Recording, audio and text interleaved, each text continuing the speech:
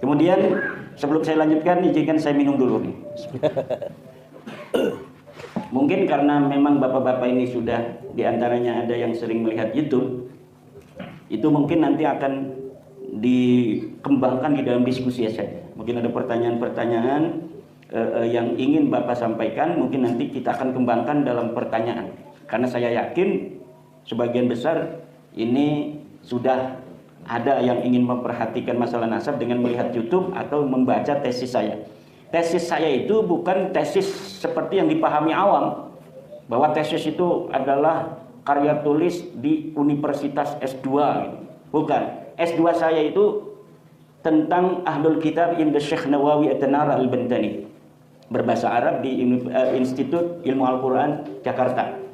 Kalau ini tesis itu artinya kesimpulan ilmiah, itu sesuai dengan filsafat Hegel, bahwa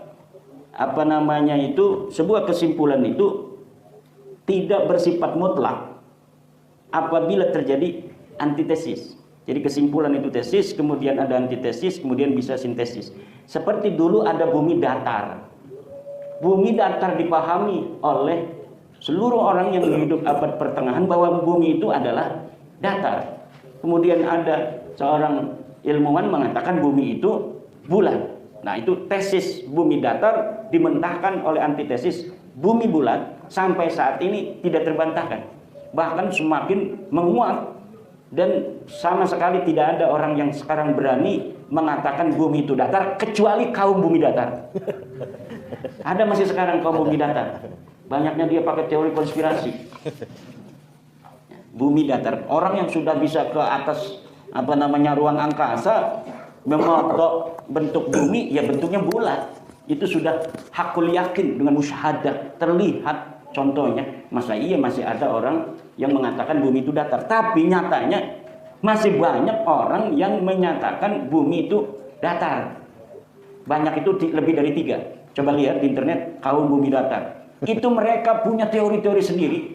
Yang saya perhatikan, ada videonya Harun Yahya ya. Itu punya CD saya banyak, saya tonton satu-satu. Kalau saya menggunakan teori dia menerangkan, saya pun akan terbawa bahwa memang bumi ini datar. Karena itu pakai ini teori kapal terbang. Masa iya kita menggunakan kapal? Kalau bumi itu bulat, maka akan begini. Iya juga kata saya. Tapi setelah saya baca Al-Quran, wah tidak. Ini lafaz basat itu di dalam Al-Quran tidak bermakna lempeng begini kayak piring. Ternyata ulama-ulama tafsir kita juga mengatakan bumi itu bulat. Demikian mungkin nanti kita kembangkan di dalam pertanyaan-pertanyaan. Kesimpulannya apa? Kesimpulannya Habaib ini bukan cucu Nabi. Dari sisi ilmu sejarah, dari sisi ilmu nasab. Kemudian dia bukan cucu Nabi, dilihat dari hasil tes DNA yang sudah ada.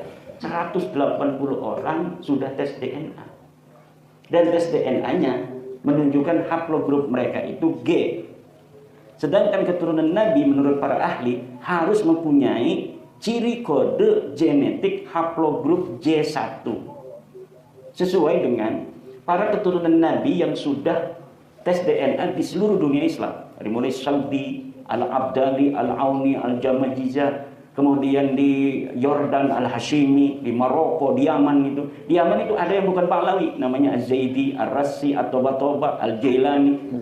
Semuanya kebanyakan konfirmasi dari hasil tes DNA mereka bahwa mereka benar keturunan Nabi.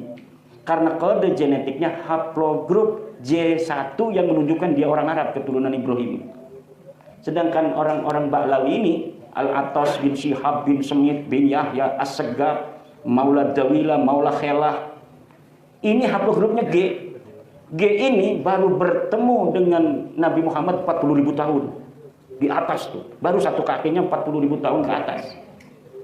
Nah, sedangkan orang Yahudi keturunan Nabi Yakub, ini sekarang di Kohanin itu keturunan dari Nabi Harun yang menjadi pendeta-pendeta yang menjaga silsilah sampai Nabi Harun.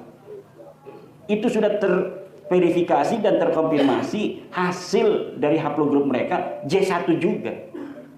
J1 itu bertemu di Nabi Ibrahim, yaitu 4.500 tahun dari sekarang. Karena Nabi Ibrahim hidup 4.500 tahun dari sekarang. Itu antara orang-orang Kohanim dengan orang-orang keturunan Nabi Muhammad dari Saudi Arabia itu bertemu di satu kakek 4.500 tahun.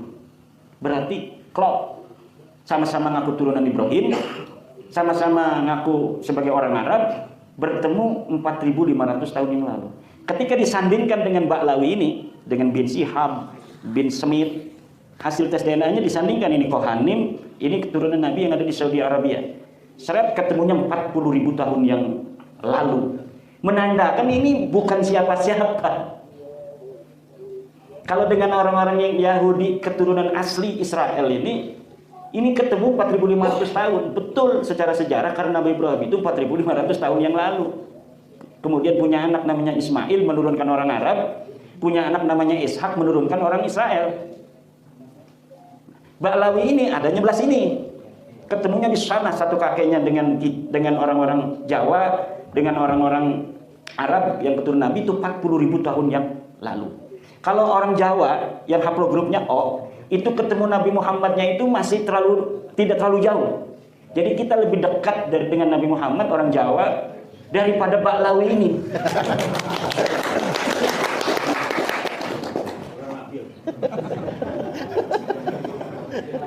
Itu Kiai dapatnya dari mana ya? Saya kan punya teman dokter dari BRIN.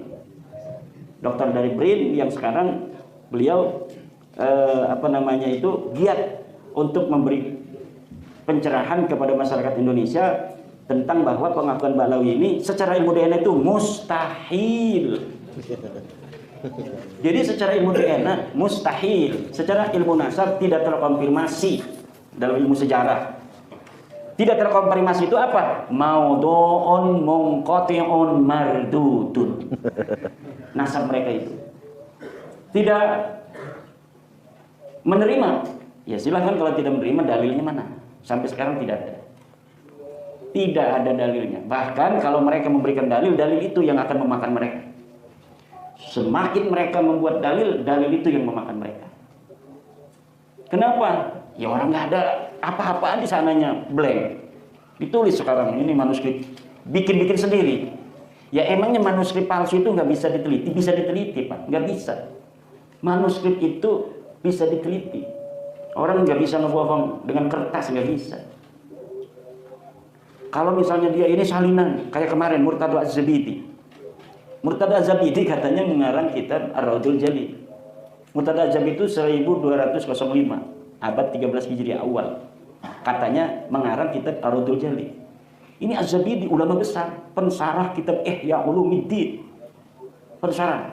Makanya Yai Afid husnudzon pada Imam Zabidi, Yai Afifuddin Muhajir, wakil Rais A. Wah, kalau misalnya beliau bikin status Nasabu Ba'alwi bainal musbitina wal munfir. Kiai Imad lahu dalilun wa Murtadha Zabidi lahu dalilun. Kiai Imad punya dalil, Murtadha Zabidi punya dalil. Waduh, berarti kata saya Yai Afid belum tahu kalau kitab Murtadha Zabidi Ar-Raudhul Jalil ini palsu. Maka saya bikin tulisan laporan kepada Yai Afid bahwa kitab ini palsu. Dari mana mengetahui kepalsuan? Gampang. Karena kitabnya sekarang sudah dicetak oleh pakar muhakkik yang ada di Yaman, namanya Ba'dzib. Nah, di dalam terbitan yang terbaru 2022 itu dia membuat sebuah muqaddimah di dalam kitab cetakannya itu yang menerangkan bagaimana bisa adanya kitab Ar-Raudhul Jalil. Ternyata di dalam penelitian Ba'dzib itu, Dr. Ba'dzib dari Yaman, bahwa kitab yang dikatakan karangan Murtadha Zabidi ternyata tidak dikenal. Kitab itu disebut manuskripnya ditulis oleh Hasan Muhammad Qasim. Hasan Muhammad Qasim ini wafat 50 tahun yang lalu. Di dalam keterangan itu dia mendapatkannya dari sebuah manuskrip yang ada di Khazanah Al-Wafaiyah di Mesir. Diteliti oleh Ba'dzib, kitabnya tidak ada. Yang katanya tulisan seseorang yang bernama Abdul Mu'ti. Katanya ini tulisan Abdul Mu'ti, saya menyalinnya dari sana. Ternyata tulisan Abdul Mu'ti itu tidak ada. Berarti kalau tidak ada, dia mengarang. Lalu bagaimana, apa motifnya seorang Mesir yang bernama Muhammad Hasan Qasim menulis tentang Ba'lawi? Ada benang merahnya. yaitu karena dia teman seseorang di Mesir yang bernama bin Yahya. Saya lupa apakah Ali atau Muhammad bin Yahya, dari keluarga Ba'alwi. Dan Alwi bin Thahir yang ada di Bogor dan di Johor, karena dia itu sering bolak-balik Bogor, Johor, karena punya tugas sebagai mufti di Johor, orang Ba'lawi, mendapatkan manuskrip ini dari bin Yahya Mesir ini.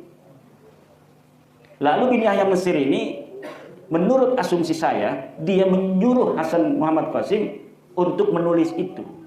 Kemudian Ba'dib ingin mengetahui siapa sih Hasan Muhammad Qasim, diteliti oleh Ba'dib. Ternyata Hasan Muhammad Qasim memang tukang bikin kitab palsu. Dia telah terbukti memalsukan seorang ulama besar namanya Al-Ubaidili Al-Aqiqi. Ulama besar yang hidup di abad 3 Hijriah. Kemudian dia menulis kitab sendiri, Muhammad Qasim ini, dengan judul Az-Zainabat. Zainab gitu. Ternyata kitab ini kemudian bukan atas nama dia dicetaknya, tapi atas nama ulama yang hidup di abad ketiga. Maka kata Ba'dib, kitab Ar-Raudul Jali pun sama kemungkinan besar kronologisnya seperti kitab Az-Zainabat ini. Muncul dari ruang hampa, kemudian agar laris, kemudian ditulis nama ulama yang hidup di masa lalu. Itu yang terjadi. Itu bukan hanya satu.